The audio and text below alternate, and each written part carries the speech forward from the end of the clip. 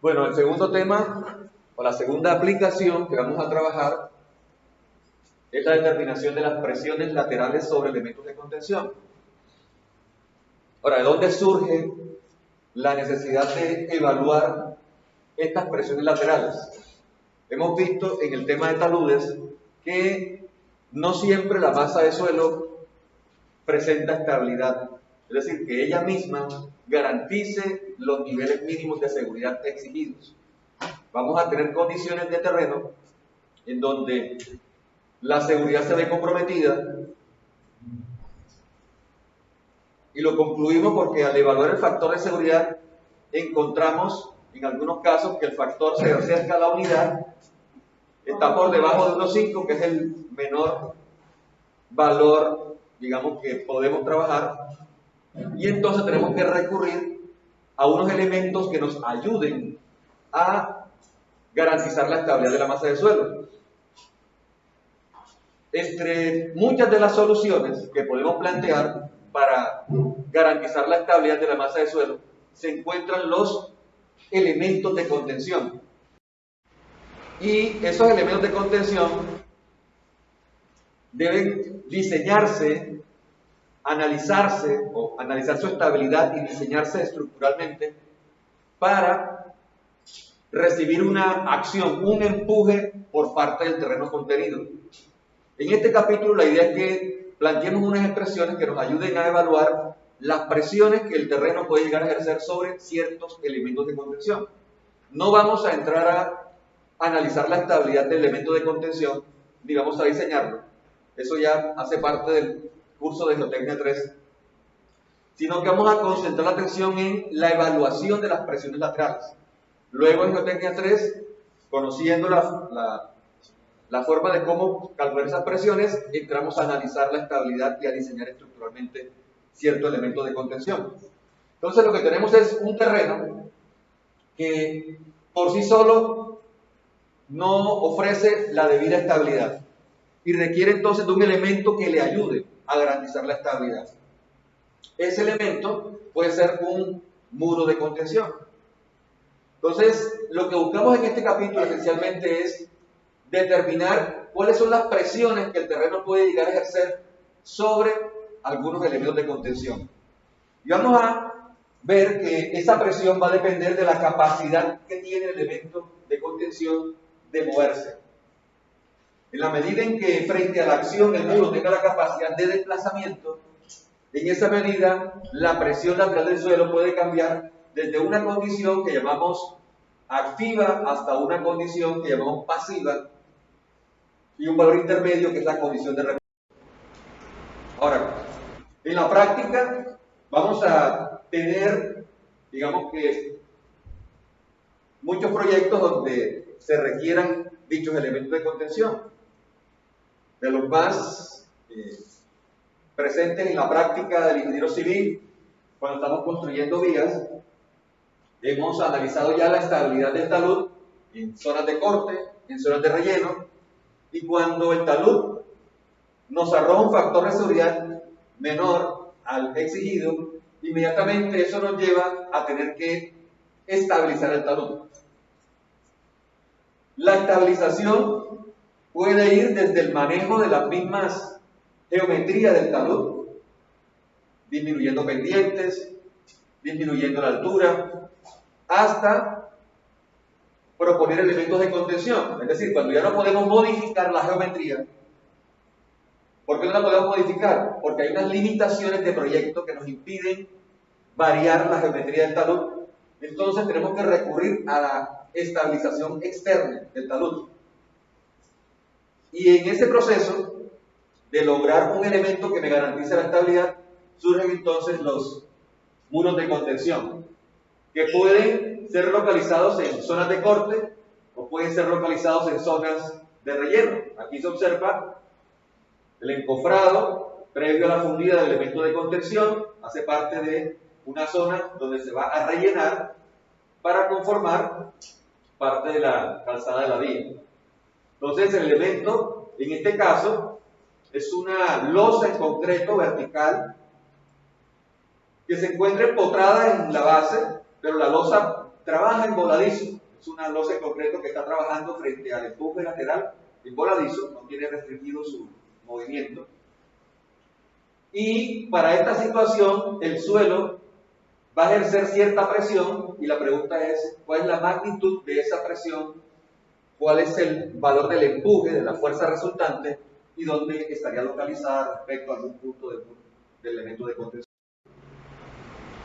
Esta situación la analizamos en el tema de taludes, cuando pretendemos, por ejemplo, ampliar la calzada superior o ampliar la calzada inferior. Entonces, en este caso, si vamos a ampliar la calzada superior, se requiere, previo a conformar el relleno, un elemento de contención. ¿Por qué? Porque al analizar la estabilidad de este suelo, sin el elemento de contención, vamos a concluir que es inestable. Tenemos que preguntarnos entonces, una vez el relleno ha sido colocado debidamente, es un material, lo más probable, seleccionado, compactado según unas especificaciones, ¿cuál sería entonces la presión lateral que ese relleno puede estar ejerciendo sobre el elemento de contención? Ahora, dependiendo del planteamiento que hagamos del elemento de contención, podemos tener condiciones donde el elemento tiene impedido su desplazamiento y otro donde el elemento realmente tiene posibilidad de cierto desplazamiento. Aquí, por ejemplo, esta losa en concreto está trabajando en voladizo, por lo tanto, frente a la acción, la losa puede sufrir alguna deflexión, puede sufrir cierto desplazamiento, y eso nos lleva en determinado momento a plantear cierto modelo matemático para calcular la presión lateral que va a estar ejerciéndose sobre ese elemento de contención. Y una vez se define esa presión lateral, entramos a analizar la estabilidad del muro y a diseñarlo estructuralmente. Ahora, el muro no solo va a estar sometido a las presiones del suelo, sino que también puede estar sometido a las presiones de una sobrecarga, que en este caso sería una sobrecarga vehicular. Aquí tenemos otra condición, tenemos una edificación sobre el talud y nuevamente el elemento de contención está trabajando en voladizo y va a estar sometida principalmente a las presiones del suelo, pero también va a estar sometida a una presión generada por la sobrecarga que encontramos en la superficie del material contenido. Existen, por supuesto, muchas variaciones para la propuesta de elemento de contención. No vamos a centrar la atención en esas propuestas, simplemente vamos a establecer, dependiendo de la capacidad que tenga el elemento de contención de moverse, de desplazarse, en qué rango puede darse la presión que sobre el elemento de contención va a estar actuando. Por supuesto, dependiendo también del tipo de suelo que estemos trabajando, si granular se puede decir. Aquí ya tenemos un planteamiento distinto desde el punto de vista del movimiento o la capacidad de movimiento del elemento de contención. Observamos ahora el estribo de un puente y la losa del puente ahora restringe el desplazamiento. En los dos casos anteriores, la losa estaba trabajando en voladizo. No existía ningún elemento que restringiera el desplazamiento. Frente a la acción, frente a la presión lateral, la pared podría sufrir una deflexión. Pero ahora, estando la losa construida, si luego de construir la losa entramos a realizar el relleno, la losa ahora genera una restricción al desplazamiento del elemento de contención. Y el hecho de que la losa tenga restringido su movimiento, ahora hace que las presiones laterales sobre el elemento se calculen de manera distinta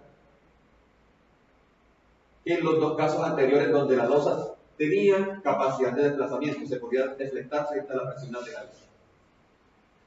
Entonces, esta es una situación en donde vamos a trabajar la presión lateral en función de un movimiento restringido del elemento de contención. Nuevamente, vamos a tener una presión debido al suelo y también vamos a tener unas presiones asociadas a la sobrecarga. En este caso, nuevamente, sobrecarga vehicular. Por supuesto, es importante tener muy en cuenta cómo se construye, porque es posible que tengamos el elemento de contención, que coloquemos el relleno y que después fundamos la losa. Si es así, el relleno estaría actuando sin que el elemento tenga restringido su movimiento. Y en ese caso, el muro tiene capacidad de desplazamiento porque aún no está construida la losa. Podemos también entenderlo aquí en un canal de sección abierta.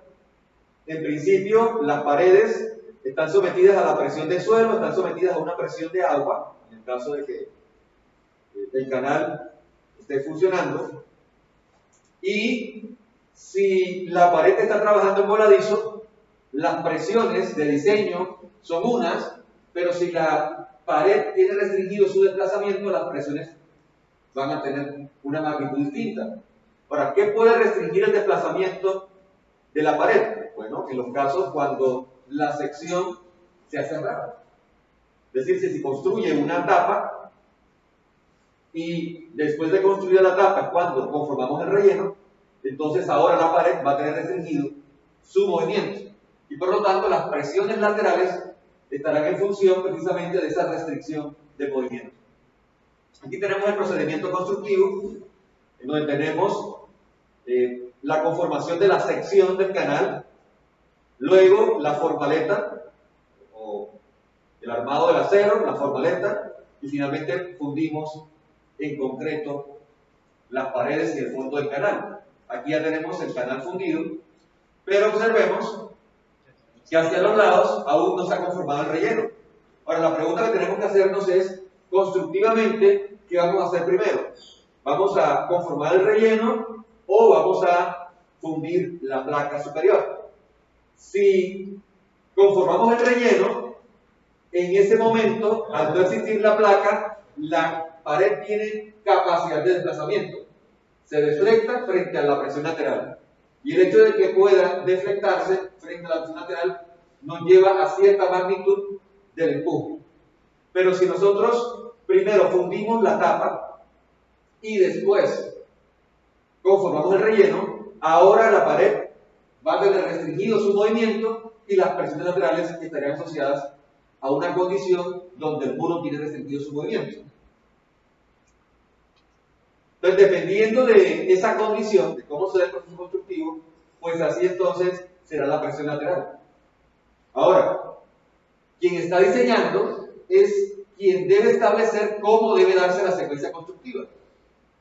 Entonces, quien está diseñando es el que indica, bueno, primero tiene que conformarse el relleno y después fundamos la tapa. O quien está diseñando decide, primero fundamos la tapa y después conformamos el relleno. Para que exista una coherencia entre el diseño y cómo se va a comportar el elemento una vez esté sometido a las presiones laterales. Pero por esto es importante que el diseñador en su informe documente muy bien cuáles fueron las condiciones con las que diseñó para que exista una relación entre lo planteado a nivel de cálculos con la forma como se va a comportar en la práctica el elemento estructural. Siempre tenemos que tener ese cuidado. Entonces, si se construye la tapa y luego viene la conformación del relleno, ahora la presión lateral estará en función de la restricción de movimiento que tenga el elemento de contención. Aquí también este es un caso que en la práctica se da muy a menudo y es cuando estamos construyendo edificaciones y se tienen sótanos, semisótanos. En este caso se observa el sótano, elemento de contención, losa de entrepiso, y nuevamente nos hacemos la pregunta. Una vez se funda el elemento de contención, esta pared, vamos a rellenar, conformar el relleno, previo a fundir la losa de entrepiso, o vamos a fundir la losa de entrepiso y luego conformar el relleno. Dependiendo de cómo se dé la secuencia, así entonces será la magnitud de la presión lateral con la que vamos a diseñar el elemento de contención. Ahora, tengan en cuenta lo siguiente. Digamos que no es un punto a tratar en el curso, pero para que analicen la incidencia de las presiones laterales en el diseño estructural del elemento de contención. Si nosotros primero conformamos el relleno, tenemos que diseñar la pared como si estuviese trabajando en voladizo, porque no está fundida a los entrepisos. Hay capacidad de movimiento, entonces la pared está trabajando en voladizo y vamos a encontrar que los momentos máximos y los cortes máximos están en la zona de empotramiento, en la base. Ahora, una vez se funda la losa de entrepiso, inmediatamente se restringe el desplazamiento y frente a la presión lateral, internamente las solicitaciones van a cambiar. Porque ahora vamos a tener un modelo de análisis para la pared distinta, un modelo distinto.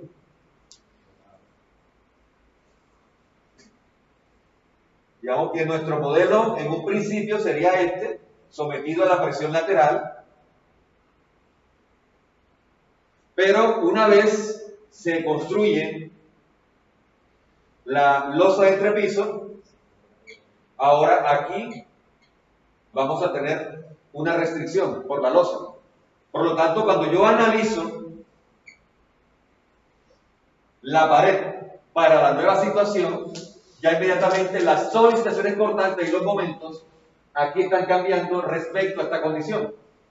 Por lo tanto, el elemento estructural debe resistir tanto las acciones en esta etapa como las acciones en esta etapa, porque las dos se presentan durante la vida útil de ese elemento de contención.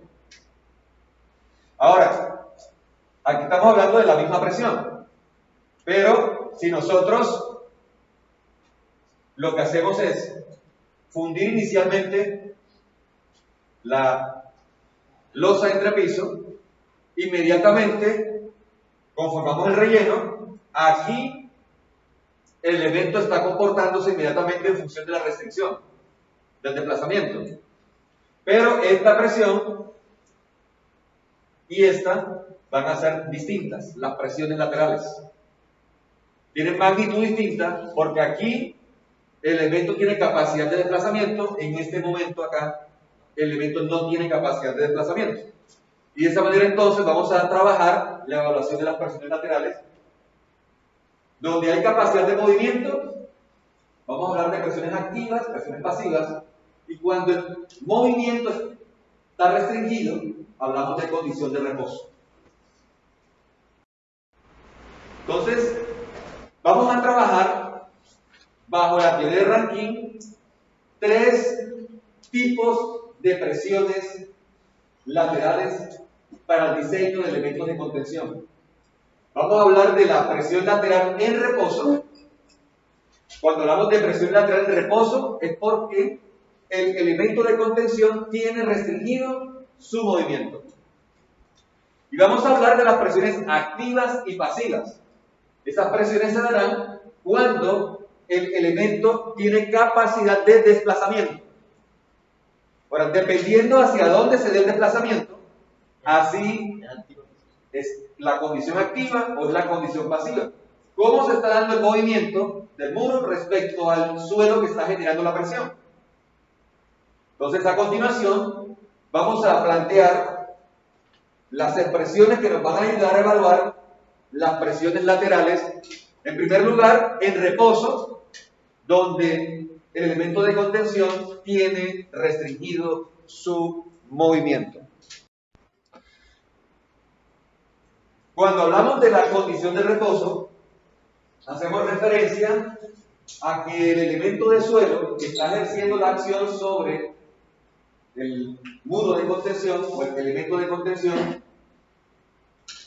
no ha sufrido modificaciones respecto a su condición original. Ya hemos estudiado que un elemento de suelo que se encuentra a cierta profundidad en el sitio presenta un estado tensional que podemos representar a partir de los esfuerzos principales. El esfuerzo principal vertical y el esfuerzo principal horizontal. Y cuando se realizó la introducción al tema de resistencia al corte, planteamos una relación entre los esfuerzos efectivos horizontales y los esfuerzos efectivos verticales a través de un coeficiente K que denominamos coeficiente de presión lateral de tierra. Bueno, ahora vamos a ampliar la explicación respecto a dicho coeficiente. Ese coeficiente se denomina coeficiente de presión de tierras en reposo, K sub 0. Y es el parámetro que nos va a ayudar a determinar el esfuerzo efectivo horizontal en función del esfuerzo efectivo vertical para una condición en donde aún no se han presentado modificaciones en el terreno. Modificaciones, hablamos por ejemplo cuando realizamos excavaciones, ahí estaríamos modificando precisamente el estado tensional de los elementos del suelo. Ahora, en aquel momento les pedí que entendieran que existía esa relación entre los esfuerzos efectivos horizontales con los verticales a través del coeficiente, pero que aún no podíamos definir una expresión para calcular dicho coeficiente. La idea ahora es que planteemos una expresión para determinar ese coeficiente K sub 0 y vamos a encontrar que dicho coeficiente está en función del ángulo de fricción y está en función de la relación de preconsolidación del suelo. Por eso en aquel momento, digamos que no podíamos plantear el cálculo de K sub 0 porque el objetivo en aquel momento era precisamente determinar los parámetros de resistencia al corte. Pero ya hemos avanzado en la determinación de los parámetros de resistencia, por lo tanto podemos usar el parámetro para evaluar el coeficiente K sub 0. Una de las expresiones más utilizadas en la práctica para determinar K sub 0 es la ecuación de Jackie, que nos plantea para las arenas y para las arcillas normalmente consolidadas el cálculo de K sub 0 a través de la siguiente expresión.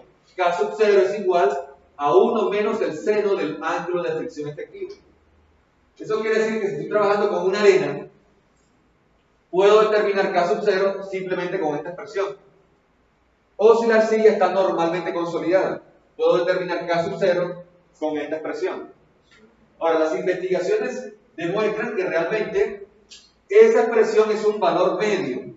Realmente podemos encontrar que K sub 0 puede estar variando de 0.8 menos seno de phi' a 1.1 menos seno de phi'. Pero en la práctica lo usual es que con este resultado terminemos determinando las presiones laterales en condición de reposo. Ahora, ¿qué pasa si la arcilla se encuentra sobreconsolidada? Bueno, vamos a determinar K sub 0 para una arcilla sobreconsolidada como el K sub 0 de la arcilla normalmente consolidada, es decir, 1 menos seno de phi', multiplicado por la raíz de OCR. En las últimas ediciones de la Braja Das han modificado un poco la expresión y trabajan con OCR elevado a la seno de phi, no a la 0.5. Las dos expresiones se utilizan en la práctica. Podemos encontrar una ligera diferencia entre los resultados. La expresión de OCR elevado a la seno de phi, digamos que es una de las más recientes desarrolladas, pero esta aún se sigue utilizando en la práctica. Entonces, cualquiera de las dos expresiones, ya sea la que ustedes encuentran en la cuarta edición del texto de la Braja Das, o en esta, que es de las primeras ediciones, o en algunos textos aún se sigue referenciando esa expresión.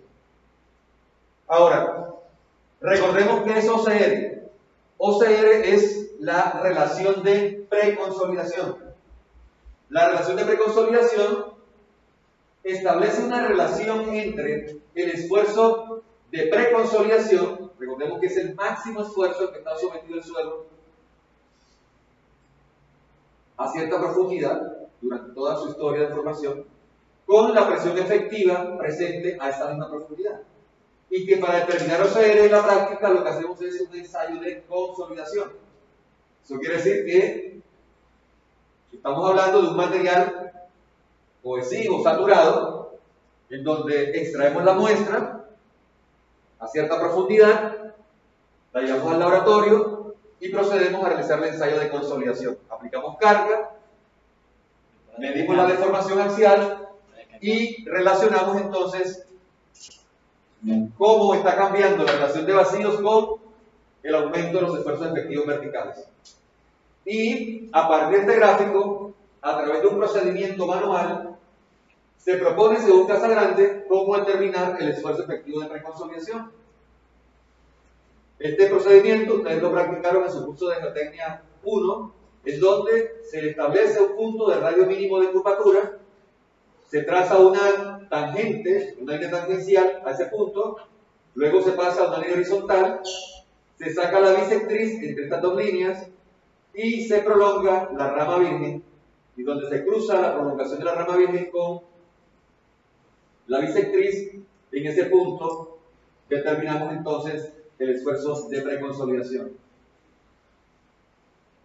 Si lo trabajaron en su curso de Geotecnia 1, revisen nuevamente el procedimiento. Si no lo recuerdan, estudienlo en el libro y durante el semestre, como vamos a realizar el ensayo nuevamente, van a tener la oportunidad de recordarlo o de practicar la determinación del esfuerzo de preconsolidación de forma gráfica. Una vez determinamos la relación de preconsolidación, podemos determinar K sub 0 para la arcilla preconsolidada. Recuerden que una arcilla normalmente consolidada, el OCR es igual a 1. Y en la preconsolidada, el OCR es mayor de 1. Entonces, veamos qué está pasando en el depósito antes de realizar cualquier acción sobre el depósito.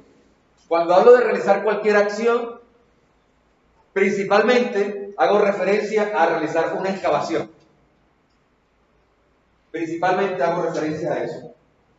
Entonces, en condición inicial, antes de realizar cualquier acción sobre el depósito, antes de proceder a excavar, cada elemento de suelo está sometido a una presión lateral, a un esfuerzo horizontal, que determinamos en función del esfuerzo vertical efectivo y de K sub 0. Ya sabemos cómo determinar K sub 0. Lo determinamos en función del ángulo de fricción del material y lo determinamos en función de la relación de preconsolidación en el caso de una arcilla sobreconsolidada. Entonces, el esfuerzo efectivo horizontal vamos a determinarlo en condición inicial o condición de reposo como el producto de K sub 0 por el esfuerzo efectivo vertical. Ya sabemos cómo determinar esfuerzos efectivos verticales. ¿Qué información necesitamos? La profundidad a la que voy a calcular el esfuerzo efectivo vertical, los pesos específicos por encima de dicha profundidad y en el caso de que exista el nivel freático, la posición del nivel freático. Con esa información podemos graficar cómo están cambiando los esfuerzos efectivos horizontales con la profundidad. Y en el caso de que tengamos un material homogéneo, un solo tipo de suelo, un peso específico promedio, vamos a tener un diagrama triangular para las presiones horizontales. 0 en superficie y un valor máximo a la profundidad que se esté analizando. Ese esfuerzo efectivo horizontal en condición de reposo o inicial, ya sabemos que es el producto del vertical efectivo por K sub 0. Ahora, por supuesto, cada elemento está sometido a la misma presión en ambos lados. Hay un mismo esfuerzo horizontal promedio alrededor de cada elemento de suelo. Entonces, el esfuerzo efectivo horizontal inicial o de reposo será K sub 0, gamma por Z. En este caso, no hay nivel freático, gamma será el peso específico seco del material y Z la profundidad a la que estamos evaluando el esfuerzo efectivo horizontal. Esta es la condición antes de realizar cualquier acción. En este punto, acción antes de realizar la excavación. Ahora, cuando entramos en el tema de taludes, hablamos de que se conforma una masa de suelo donde la superficie presenta una inclinación distinta a la horizontal. Es decir, cuando excavamos de un lado de esta línea, inmediatamente conformamos un talud. ¿Por qué? Porque ahora la masa de suelo va a presentar una inclinación. Por supuesto, esa inclinación puede ser los 90 grados si es una excavación totalmente vertical, o una pendiente menor a los 90 grados. Todo va a depender del nivel de seguridad, de las condiciones de proyecto que se tengan definidas. Entonces, en este punto, entiendan que antes de realizar la acción, cada elemento de suelo está sometido a un esfuerzo efectivo horizontal que asociamos a la condición de reposo, que es la condición inicial.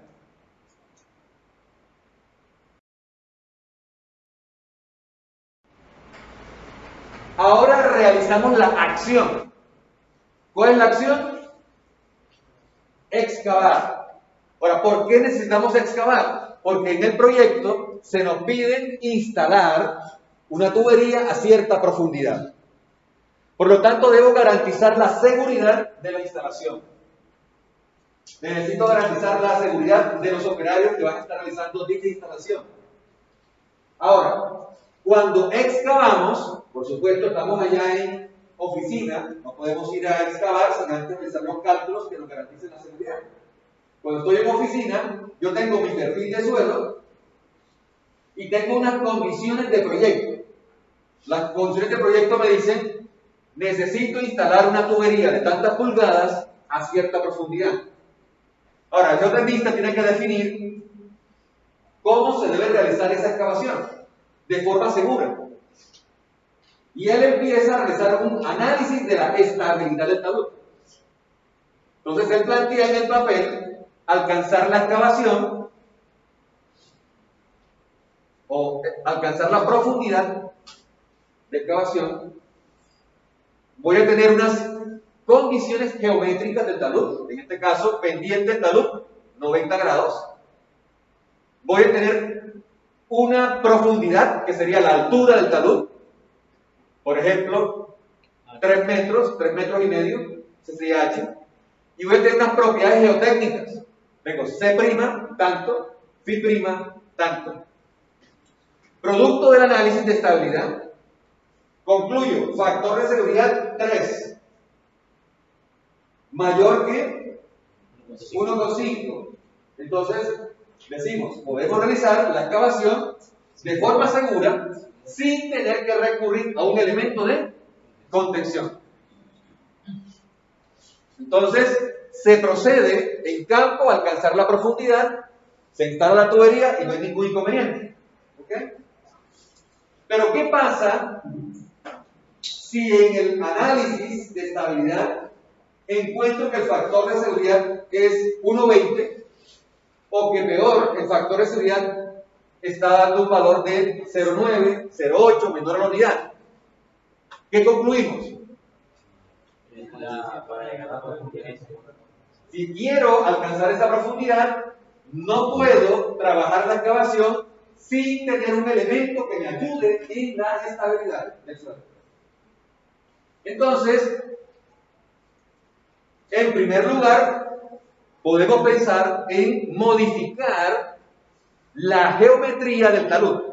Aquí estoy planteando 90 grados, pero según lo que hemos analizado, los cálculos que hemos hecho, sabemos que si disminuyo la pendiente del talud, si paso de 90 grados a 80, a 70, a 60, inmediatamente ¿qué pasa con el factor de seguridad?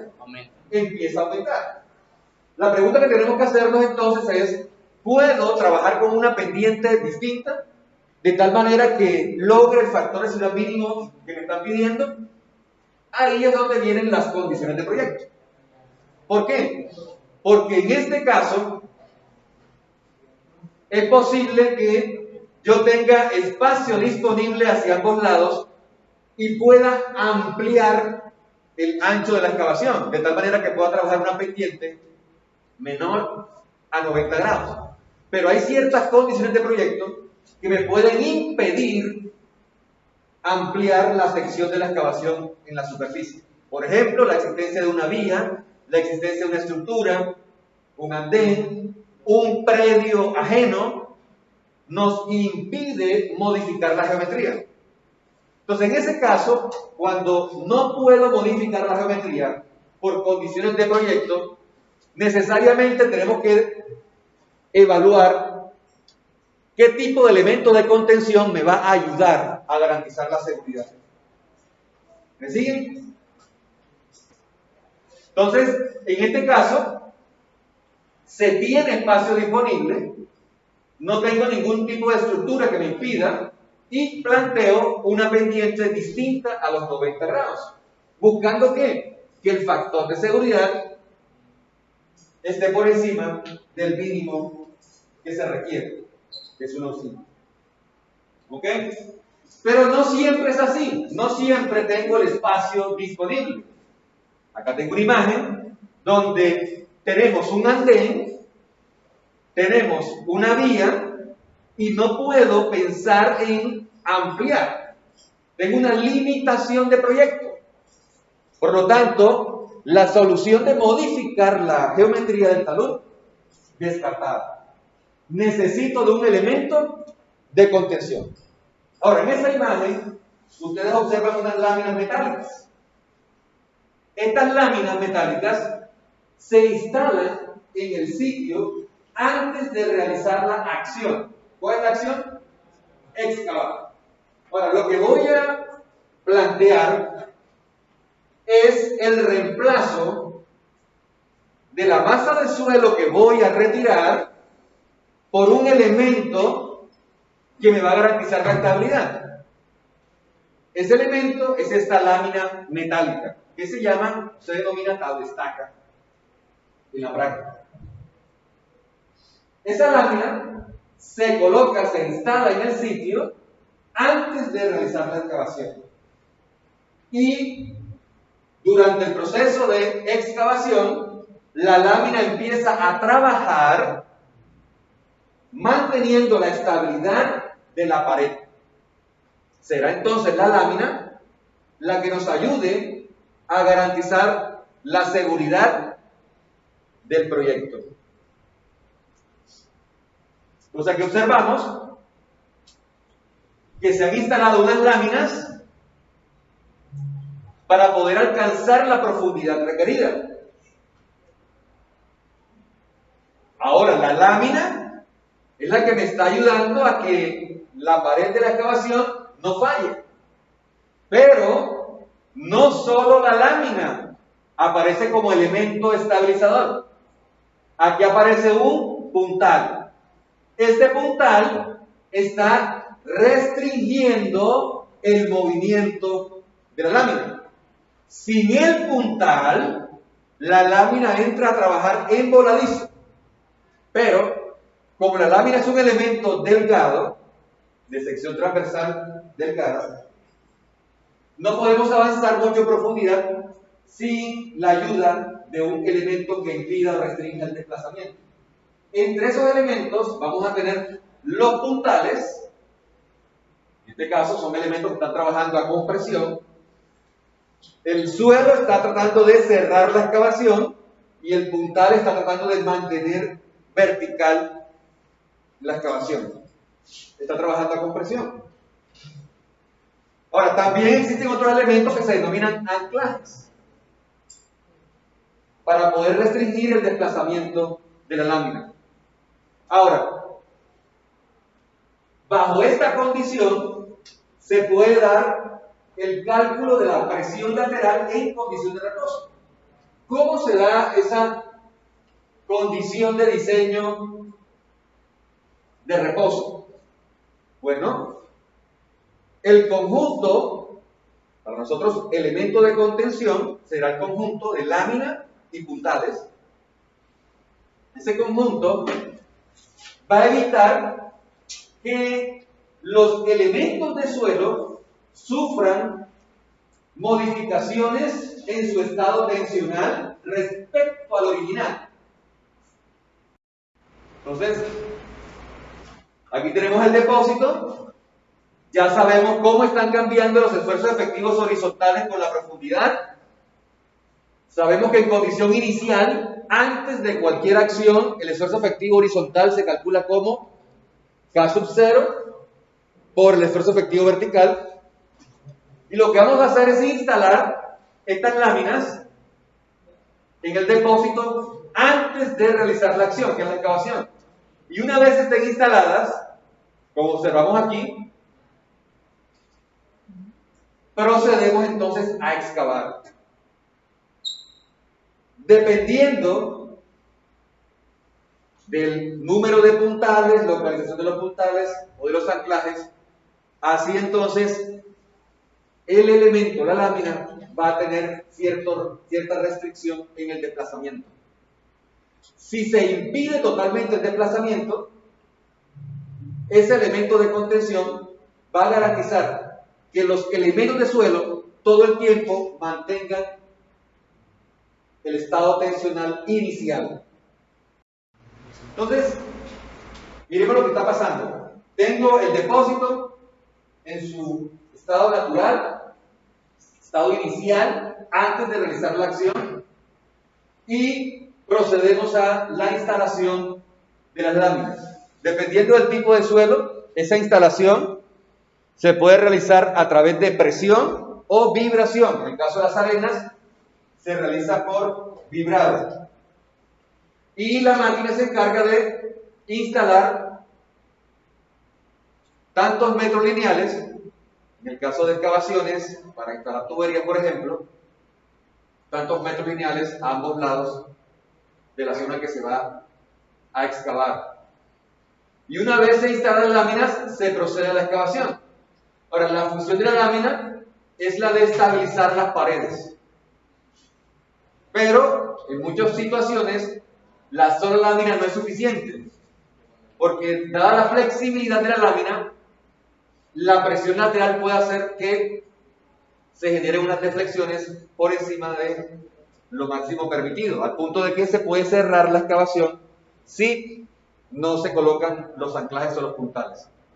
Entonces, lo primero que hacemos es instalar las tabletacas.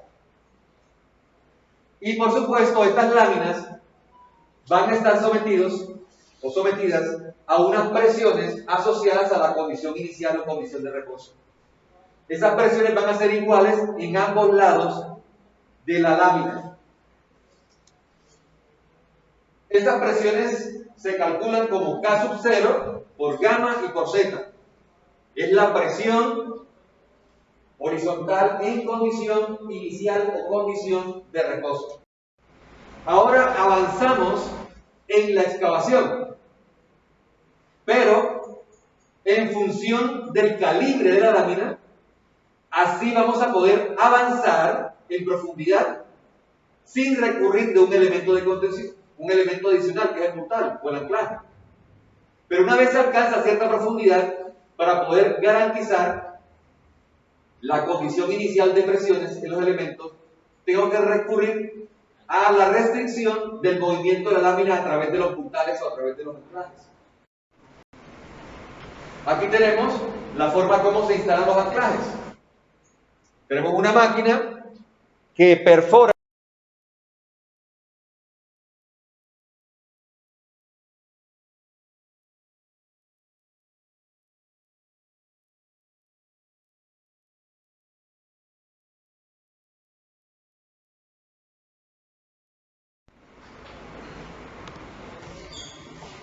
La máquina se encarga de perforar, introduce una tubería y se inyecta concreto a presión, generando un bulbo que se conecta con un cable a la pantalla.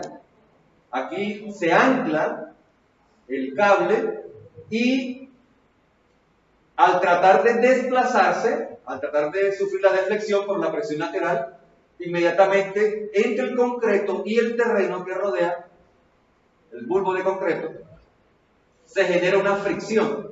Esa fricción es la que trata de impedir el desplazamiento de la pantalla.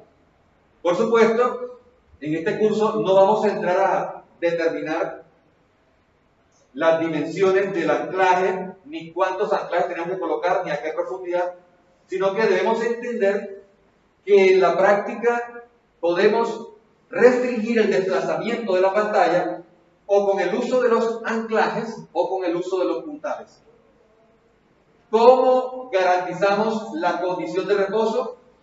Bueno, realizando la instalación de estos anclajes o colocando los puntales debidamente a ciertas profundidades y cada metro. Entonces, si no restringimos el desplazamiento del elemento, en la medida en que avanzamos en profundidad, la deflexión puede ser tal que se cierre la excavación y no vamos a poder realizar la instalación de forma segura de la tubería en este caso. Ahora, lo que se hace entonces es que avancemos en profundidad y dependiendo del calibre de la lámina, se establece entonces a qué profundidad debemos colocar el primer sistema de puntales o a qué profundidad tenemos que colocar los primeros anclajes. De tal manera que sigamos avanzando en la excavación de forma segura, pero todo el tiempo vamos a garantizar la restricción del desplazamiento, es decir, que esta lámina se va a mantener vertical y por lo tanto esta presión lateral en condición de reposo se va a mantener todo el tiempo. No va a modificarse la presión lateral. Al punto que alcanzamos la profundidad máxima de excavación y ya podemos realizar la instalación de la tubería de forma segura. Por supuesto, tenemos que diseñar la tabla estaca, tenemos que diseñarla, debemos establecer el calibre en función de una presión lateral que estaría asociada a la condición de reposo. ¿Por qué estamos trabajando con la condición de reposo? Porque seguimos un proceso constructivo que nos permite restringir totalmente el desplazamiento de la lámina. Por supuesto, necesitamos de unas herramientas, de unos programas que nos permiten validar que efectivamente los puntales tienen la resistencia, que los hemos colocado a las profundidades requeridas, porque dependiendo de la rigidez de la lámina, es posible que frente a las presiones laterales ocurra esto. Si la lámina es muy delgada, esta presión lateral puede también generar cierto desplazamiento en la lámina, lo mismo acá. Por supuesto, entonces, a qué distancia vamos a colocar los puntales va a depender del calibre de la lámina. En la medida que tengamos un calibre mayor, menos puntales voy a necesitar. ¿Sí? Finalmente, entonces, tenemos a una condición segura para la instalación de la lámina, o para la instalación de la tubería, más bien. Bueno, entonces, ya debemos tener claro cuándo se presenta una condición de diseño de tipo reposo. Ya sabemos que cuando el elemento de contención tenga restringido su desplazamiento, entonces las presiones laterales de diseño vamos a calcularlas como una condición de presión de tierra en reposo. Entonces, ¿cómo calculamos ese esfuerzo efectivo horizontal en condición de reposo? Como el producto de un coeficiente K sub 0 por el esfuerzo efectivo vertical. Por supuesto, este esfuerzo efectivo vertical va a depender de la profundidad a la que se está evaluando y de las propiedades de los materiales por encima de dicha profundidad. Ahora, observen que en la presión hablo de esfuerzo efectivo horizontal. Y el esfuerzo efectivo horizontal es el que determinamos como el producto de K sub 0 por el efectivo vertical. Ahora, K sub 0 lo determino dependiendo del tipo de suelo. Arenas o arcillas normalmente consolidadas, como 1 menos 0 de phi', por lo tanto, necesito los parámetros de resistencia al torque en condición efectiva. ¿Cómo llegamos a ese valor de phi'? El ángulo de fricción se determina a través de una prueba de corte directo, una prueba triaxial consolidada drenada, una consolidada no drenada con medición de presión de agua en el caso de una arcilla. Si estamos trabajando en arcilla sobre consolidada, tengan en cuenta que la presión no está en función de la cohesión, está en función de OCR. El K sub 0 está en función de phi y de OCR. Por supuesto, de alguna manera, la cohesión efectiva está involucrada aquí en OCR. Si OCR es 1, cohesión efectiva 0. Si OCR es mayor a 1, entonces tenemos cohesiones efectivas mayores a 0. Ya sabemos cómo determinar esta relación de preconsolidación. Por lo tanto, si tengo un elemento de contención que va a tener restringido su movimiento, ya sea por el uso de puntales, ya sea por el uso de anclajes, entonces la presión de diseño la evalúo como una condición de reposo. Ahora, dependiendo de la estratigrafía, así será la forma del diagrama de presiones horizontales. Si tengo un material homogéneo, tengo una variación lineal con la profundidad y lo que vamos a tener como diagrama de presiones es un triángulo. Ahora, ese triángulo me representa las presiones sobre el elemento de contención. Ahora, puedo determinar el empuje. ¿Qué es el empuje? El empuje es la fuerza resultante de ese diagrama de presiones. Y ese empuje lo puedo determinar como el volumen del diagrama de presiones. Ahora, aquí estoy mostrando una sección transversal. Al igual que en taludes, esta sección transversal me está representando lo que está ocurriendo 10 metros, 50 metros, 5 metros. Se están manteniendo las condiciones geotécnicas y geométricas en cierta longitud. Vamos a hacer la evaluación del empuje por metro lineal. Entonces, el empuje, al ser la fuerza resultante del diagrama de presiones, lo puedo determinar rápidamente como el área del diagrama multiplicada por 1 metro de profundidad. Ahora, esa fuerza va a estar localizada a cierta distancia respecto a un punto, a un plano de referencia. Por lo general, tomamos como plano de referencia la base del muro. Puede ser cualquier punto sobre el elemento de contención. Puede ser la parte superior, puede ser la parte inferior. Y vamos a determinarlo en este caso en función de la altura. Como es un triángulo, la fuerza resultante estaría localizada a 1/3 de la altura respecto a la base. Ahora, a cierta profundidad h, el esfuerzo efectivo horizontal en condición de reposo sería K sub 0, gamma por h. Por lo tanto, el área del triángulo sería la base, que es K sub 0, gamma por h, por la altura y entre 2. Entonces, el empuje, que es la fuerza resultante, lo puedo calcular como un medio de K sub 0, gamma h cuadrado. Ahora, esta expresión sería válida solo si tengo un material homogéneo. Si ya tengo 2 estratos, entonces ya el diagrama de presiones inmediatamente cambia. A continuación vamos a hacer un ejemplo donde se muestran 2 estratos y cómo cambia el diagrama de presiones y cómo hacemos para evaluar entonces el empuje resultante y dónde va a estar localizada esta fuerza. Ahora, este es el empuje efectivo del suelo, porque aquí no tenemos aún nivel freático. Pero ¿qué pasa si hay un nivel freático conformado en el respaldo del muro? Es decir, que además del empuje efectivo, hay un empuje de agua sobre el elemento de contención. Entonces, tenemos que hacer un cálculo independiente de lo que empuja efectivamente el suelo y lo que empuja el agua. El empuje total o la presión total que está ejerciendo el suelo sobre el elemento de contención sería el empuje efectivo más el empuje del agua. El empuje efectivo es el que siempre calculamos en función de casos ceros o en función de los coeficientes de presión lateral de tierras.